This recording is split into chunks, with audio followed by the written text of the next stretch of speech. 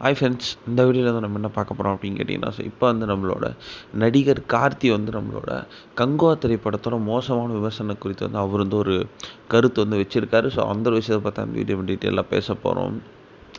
November 14ஆம் தேதி செம்ம பெரிய எக்ஸ்பெக்டேஷன்ஸில் பயங்கரமான ஒரு எதிர்பார்ப்பில் ரிலீஸ் ஆன திரைப்படம் தான் கங்குவா.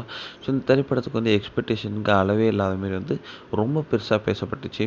கிட்டத்தட்ட வந்து பேன் இண்டியா அளவுக்கு வந்து இந்த திரைப்படம் வந்து பிளாக் பஸ்டர் ஹிட் ஆகும் அப்படின்னு வந்து ரசிகர்கள் நம்மளும் சரி, படக்குழுவினரும் சரி ரொம்ப ரொம்ப நம்பியிருந்தாங்க. ஆனால் எஃப்டிஎஃப்எஸில் பார்த்த ரசிகர்களுக்கு மிஞ்சியது ஏமாற்றம் மட்டுமே.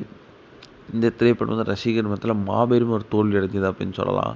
ஸோ இந்த திரைப்படத்தை வந்து அட்லீஸ்ட் 12 நிமிஷத்தை கட் பண்ணிட்டு ரசிகர்களுக்கு புதுசாக கொடுக்கலாம் அப்படின்ட்டு பார்த்தா, அப்பயும் வந்து ரசிகர்களுக்கு பிடிக்கவே இல்லை. ஸோ இந்த திரைப்படம் வந்து நெகட்டிவ் ரிவ்யூஸ் மட்டும்தான் வந்து பெற்றுட்டு இருந்துச்சு.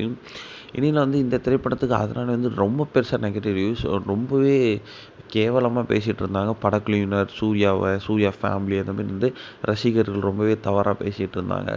அதற்கெல்லாம் வந்து நிறைய பிரபலங்கள் வந்து எதிர்ப்பு தெரிவிச்சுட்டு இருந்தாங்க. இப்போ வந்து நம்மளோட கார்த்தி வந்து லேட்டஸ்ட்டாக ஒரு இன்டர்வியூவில் வந்து எதிர்ப்பு மாதிரி தெரிவிக்காம, ஸோ இது வந்து ஒரு தவறான செயல் தானே.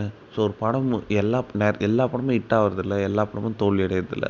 எப்போனாச்சும் ஒரு படம் தோல்வி அடைஞ்சால் ஸோ படக்குழுவினரை திட்டுறது ரொம்ப ரொம்ப தப்பு. விமர்சனம் செய்யலாம், அதுக்குன்ட்டு வந்து ஒரு தனி நபரை திட்டுறது ரொம்பவே தப்பு. ஸோ இதுதான் ரசிகர்கள் பண்ணுறாங்க, அது பண்ணக்கூடாது அப்படின்ற மாதிரி வந்து அவர் வந்து சூப்பராக சொல்லியிருந்தார். இந்த ஒரு விஷயம் வந்து ரசிகர் மத்தியில் செம்ம ட்ரெண்டிங்காக போயிட்டுருக்கு.